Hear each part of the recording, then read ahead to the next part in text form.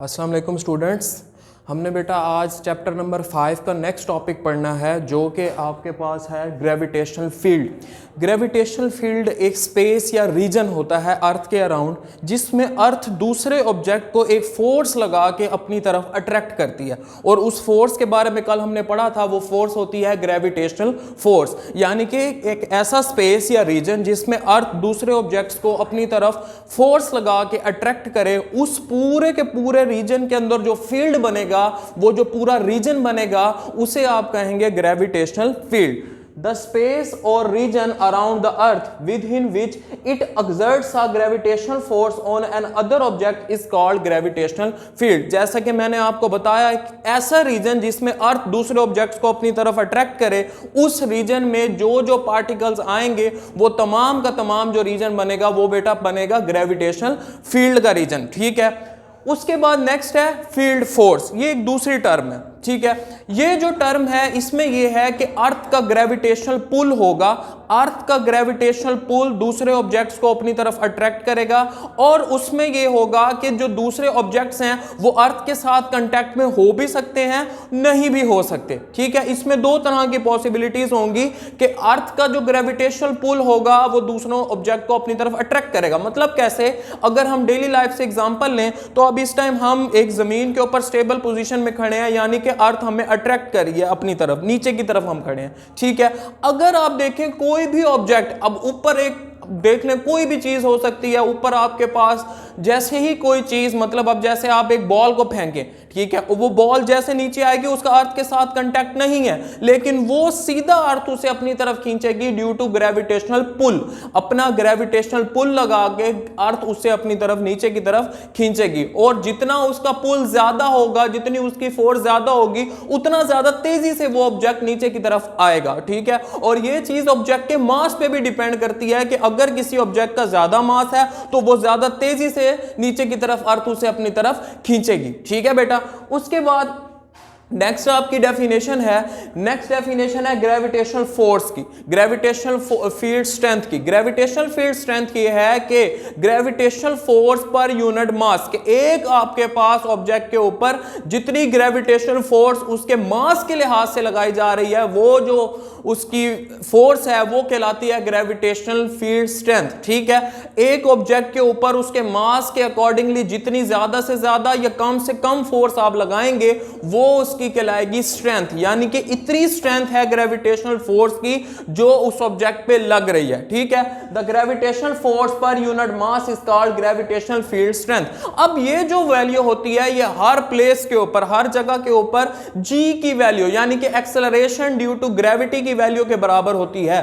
At any place its value is equal to the value of g at that point। ठीक है, उस point के ऊपर जितनी g की वैल्यू होगी उतनी ही उसकी ग्रेविटेशनल फील्ड स्ट्रेंथ होगी। ठीक है, at the surface of earth, earth की सरफेस के ऊपर जो ग्रेविटेशनल फील्ड स्ट्रेंथ की वैल्यू है वो होगी 10, क्योंकि आपको पता है acceleration due to gravity small g जो होता है वो होता है बेटा 10 मीटर पर सेकंड स्क्वायर। अगर वो 10 मीटर पर सेकंड स्क्वायर है तो ग्रेविटेशनल फील्ड स्ट्रेंथ भी इतनी ही होगी, और ये स्ट्रेंथ जो है वो फोर्स पर यूनिट मास है, फोर्स पर यूनिट मास है, तो इसका जो यूनिट आएगा वो न्यूटन पर केजी आएगा, यानी कि 10 इसकी न्यूमेरिकल वैल्यू होगी, और इसका जो यूनिट होगा फोर्स डिवाइडेड बाय मास की रेशो होने की वजह से न्यूटन पर केजी होगा। उसके बाद नेक्स्ट आपका टॉपिक है mass of earth. Very important topic for long question as well as for MCQs point of view. ठीक है, सबसे पहली बात तो ये कि हम मास ऑफ अर्थ बेटा फाइंड किस तरह से करते हैं। मास ऑफ अर्थ बेटा हम फाइंड करते हैं Newton's law of gravitation use करते हुए, कि अगर हम जो दो ऑब्जेक्ट्स हैं, अब यहां पे भी क्या होगा, दो ऑब्जेक्ट्स होंगे, एक ऑब्जेक्ट का मास होगा और एक अर्थ का मास होगा। अर्थ ऑब्जेक्ट को अपनी तरफ खींचेगी और दोनों ऑब्जेक्ट्स भी एक दूसरे को अपनी तरफ अट्रैक्ट करेंगे। ठीक है, यहां पे दो तरह की फोर्सेस एक्ट करेंगी। यहां पे अगर आप देखें, मैंने ये पूरी की पूरी एक अर्थ कंसीडर कर ली। ठीक है, अर्थ की सरफेस के ऊपर एक स्मॉल मास m रख दिया, ऐसा मास, ऐसा ऑब्जेक्ट जिसका मास स्मॉल m है, हमने वो रख दिया। ठीक है, उसके बाद आप देखें कि अर्थ ने इस ऑब्जेक्ट को अपनी फील्ड में लेके आना, जैसा कि मैंने अभी आपको थोड़ी देर पहले बताया कि ग्रेविटेशनल फील्ड की वजह से वो उसके ऊपर फोर्स लगाएगी, और जब वो उसको फोर्स लगा के अपनी तरफ खींचेगी तो अपने एक स्पेसिफिक रीजन में लेके आएगी, और उसी रीजन को हमने कहा था अभी ग्रेविटेशनल फील्ड। ठीक है, अब जैसे ही अर्थ ने इसके ऊपर बेटा फोर्स लगाई तो ये जो है अर्थ की सरफेस के ऊपर रहेगा, मतलब अर्थ की सरफेस से ये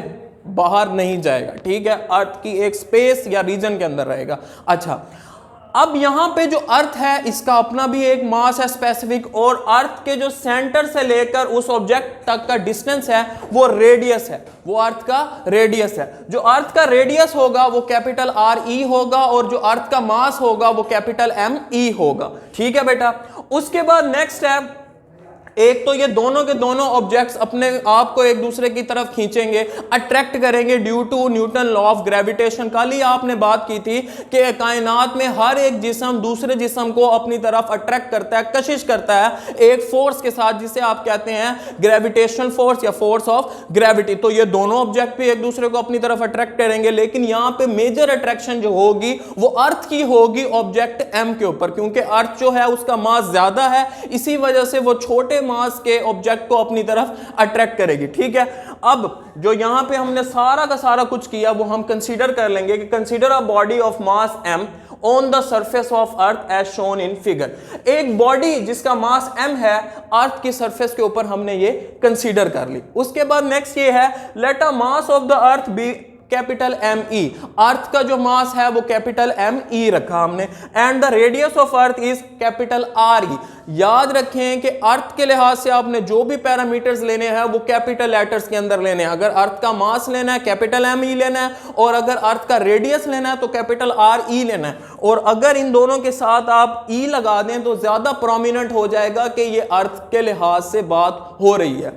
उसके बाद the distance of the body from the centre of the earth will be also equal to the radius of the earth. यहां पे आप देख रहे हैं कि एक ये जो बॉडी है इसका अर्थ के सेंटर के लिहाज से जो डिस्टेंस बन रहा है वो अर्थ के रेडियस के इक्वल बन रहा है। आपको पता है सर्कल के सेंटर से लेकर किसी भी पॉइंट तक का जो डिस्टेंस होता है वो रेडियस के बराबर होता है। यहां पे भी बिल्कुल ऐसे है कि ऑब्जेक्ट का जो डिस्टेंस बन रहा है अर्थ के सेंटर के लिहाज से वो उसके रेडियस के बराबर है। नेक्स्ट, अब according to law of gravitation, मैंने अभी आपको बताया लॉ ऑफ ग्रेविटेशन के मुताबिक दोनों ऑब्जेक्ट्स एक दूसरे को अपनी तरफ अट्रैक्ट करेंगे, दोनों ऑब्जेक्ट्स एक दूसरे को अपनी तरफ अट्रैक्ट करेंगे ग्रेविटेशनल फोर्स के जरिए। और वो ग्रेविटेशनल फोर्स कल हमने पढ़ी थी जो उस केस में थी, जो हम लॉ के केस में पढ़ी थी, वो थी F is equal to capital G m1 m2 over d का स्क्वायर। लेकिन यहां पे मासेस m1 m2 नहीं है, यहां पे दो मासेस हैं। एक मास का ऑब्जेक्ट जो है वो स्मॉल है m है, और दूसरा आपके पास है अर्थ का मास जो कि कैपिटल M E है। तो कैपिटल M E और स्मॉल m ये आपने पुट अप कर दिए। ठीक है, जबकि जो डिस्टेंस था मैंने अभी आपको बताया वो डिस्टेंस इसके रेडियस के बराबर है, अर्थ के रेडियस के बराबर है, तो वो आपने डिस्टेंस d जो है वो अर्थ के रेडियस के बराबर ले लिया। ठीक है, अब आपने इसकी इक्वेशन बना ली जो आपने यहां पे एक इमेजिनेशन कंसीडर की थी कि F is equal to capital G M capital M E over R E का स्क्वायर। ये आपके पास बन गया फार्मूला जो कि फोर्स होगी इन दोनों ऑब्जेक्ट्स के ऊपर एक दूसरे के लिहाज से। उसके बाद नेक्स्ट है the force with which earth attracts the body towards its centre is equal to the weight of the body. एक ऐसी फोर्स जिसके जरिए अर्थ ऑब्जेक्ट को अपनी तरफ खींच रही होगी वो ऑब्जेक्ट के वेट के बराबर होगी, क्योंकि अर्थ जो ऑब्जेक्ट को खींचेगी वो डाउनवर्ड डायरेक्शन के अंदर खींचेगी, और आपको पता है कि डाउनवर्ड फोर्स किसी भी ऑब्जेक्ट के ऊपर जो होगी वो उसका वेट कहलाता है, वो उस ऑब्जेक्ट का वेट कहलाएगा। उसके बाद अब आपको फार्मूला पता हो कि F is equal to W, W is equal to mg। अब दोनों की दोनों जो इक्वेशंस हमने बनाई हैं वो इक्वेशन फोर्सेस के बराबर है। ठीक है, इक्वेशन नंबर 1 जो है वो भी फोर्स के बराबर है, इक्वेशन नंबर 2 जो है वो भी फोर्स के बराबर है। तो इन दोनों इक्वेशंस को बेटा कंपेयर कर लेंगे। इन दोनों इक्वेशंस को कंपेयर करें तो आ जाएगा mg ये वाली इक्वेशन, और दूसरी तरफ capital G m m e over r e का स्क्वायर। m और स्मॉल m यहां से कैंसल आउट हो जाएंगे, बाकी रह जाएगा small g is equal to capital G m e over r e का स्क्वायर। याद रखें ये फार्मूला मास ऑफ अर्थ का नहीं है, ये एक्सेलरेशन ड्यू टू ग्रेविटी का फार्मूला है। जब कोई ऑब्जेक्ट अर्थ की सरफेस के ऊपर लाई कर रहा हो या जब कोई ऑब्जेक्ट अर्थ की सरफेस के ऊपर एग्जिस्ट कर रहा हो तो उसकी एक्सेलरेशन ड्यू टू ग्रेविटी जो होगी वो होगी small G is equal to capital G M E over R E का स्क्वायर। अब इस फार्मूले को रीअरेंज अगर हम करें, एम ई हमने फाइंड आउट करना है तो एम ई इधर ही रह जाएगा और आर इधर आके मल्टीप्लाइड हो जाएगा, इधर आके मल्टीप्लाइड होगा और कैपिटल जी नीचे आके डिवाइड हो जाएगा। तो मास ऑफ अर्थ का बेटा फार्मूला बन जाएगा capital M E is equal to small G R E का स्क्वायर ओवर कैपिटल जी। ये आपका फार्मूला होगा मास ऑफ अर्थ का कि M E is equal to G R E का स्क्वायर ओवर कैपिटल जी। अब इस इक्वेशन के अंदर जो पैरामीटर्स हैं आपको पता है, जो स्मॉल जी है वो एक्सेलरेशन ड्यू टू ग्रेविटी है, आर ई जो है वो रेडियस ऑफ अर्थ है, जबकि जो कैपिटल जी है वो ग्रेविटेशनल कांस्टेंट है। ठीक है बेटा, अब जो मास ऑफ अर्थ है उसका ये देखना है कि वो किन किन फैक्टर्स पे डिपेंड करता है। मास ऑफ अर्थ बेटा यहां पे अगर आप देखें तो एक्सेलरेशन ड्यू टू ग्रेविटी के ऊपर डिपेंड करता है। Acceleration due to gravity on the surface of earth तो होती है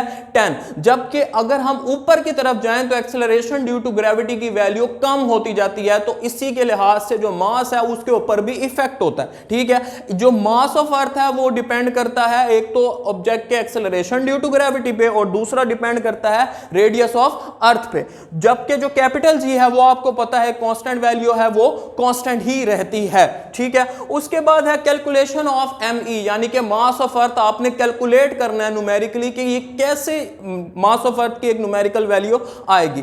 अब आपने एक फार्मूला बना लिया, इन तमाम पैरामीटर्स की वैल्यूज आपको पता है तो वो पुट कर देते हैं यहां पे। तो ये फार्मूला हमारा वही M E is equal to G R E का स्क्वायर ओवर कैपिटल जी। जो जी है on the surface of earth है ऑब्जेक्ट यहां पे तो वो 10 कंसीडर किया जाएगा, जबकि रेडियस ऑफ अर्थ जो है बेटा वो किलोमीटर में अगर आप कंसीडर करें तो होता है 6400 किलोमीटर, जबकि अगर आप मीटर में लें तो वो होगा 6.4 मल्टीप्लाइड बाय 10 की पावर 6 मीटर। तो वही मैंने आर ई की वैल्यू यहां पुट कर दी कि 6.4 मल्टीप्लाइड बाय 10 की पावर 6 मीटर का स्क्वायर, जबकि कैपिटल जी जो नीचे है वो होगा 6.67 मल्टीप्लाइड बाय 10 की पावर -11, जो कि न्यूमेरिकल वैल्यू है, कांस्टेंट की वैल्यू, और आपको ये पता है, कल भी हमने इसकी डिस्कशन की थी। अब बेटा देखो कि जैसे ही आपने वैल्यूज पुट की तो इनको आपने सिंप्लीफाई करना है। इसको बुक के अंदर डायरेक्ट वे के अंदर किया गया है, लेकिन अगर आप सिंप्लीफाई करना चाहें तो वो भी इजीली कर सकते हैं। आपने 6.4 का स्क्वायर लेना है, ठीक है, 6.4 का स्क्वायर लेने के बाद उसे 10 से मल्टीप्लाइड करना, जो भी स्क्वायर आता है, उसके बाद जो आंसर आएगा उसे 6.67 पे डिवाइड करेंगे तो आंसर बेटा आपका आएगा 5.99। 5.99 आपका जो आंसर है अप्रोक्सीमेटली 6 के बराबर होगा। और यहां से जो मतलब जो पावर वाला पोर्शन होगा वो आपने अलहदा रखना है, पावर वाला सारा का सारा पोर्शन दूसरी तरफ आपने अलहदा रखना है। तो वो पावर आप जब सिंप्लीफाई करेंगे तो वो बन जाएगी 10 की पावर 24। 10 की पावर 24 ये मास ऑफ अर्थ आएगा किलोग्राम के अंदर, यानी कि उसके एसआई यूनिट के अंदर। अब जो मास ऑफ अर्थ की वैल्यू है न्यूमेरिकल वो आपने याद रखनी है, बड़ी इंपॉर्टेंट है एमसीक्यू के पॉइंट ऑफ व्यू से, कि मास ऑफ अर्थ होता है 6 मल्टीप्लाइड बाय 10 की पावर 24 kg, जबकि अगर आप इसे दूसरे यूनिट में कन्वर्ट करें तो ये ग्राम में भी कन्वर्ट हो सकता है। आपको पता है 1 किलोग्राम में 1000 ग्राम होते हैं, तो ये 10 की पावर 3 के साथ मल्टीप्लाइड हो जाएगा। जैसे ही ये 10 की पावर 3 के साथ मल्टीप्लाइड होगा तो पावर जो सेम है, बेस सेम है, पावर्स एड अप हो जाएंगी। 24 + 3 एड अप होगा तो ये 27 आ जाएगा। तो ग्राम के अंदर जो मास ऑफ अर्थ आएगा वो आएगा 6 मल्टीप्लाइड बाय 10 की पावर 27 ग्राम। ये बेटा आपका मास ऑफ अर्थ का मेन टॉपिक था।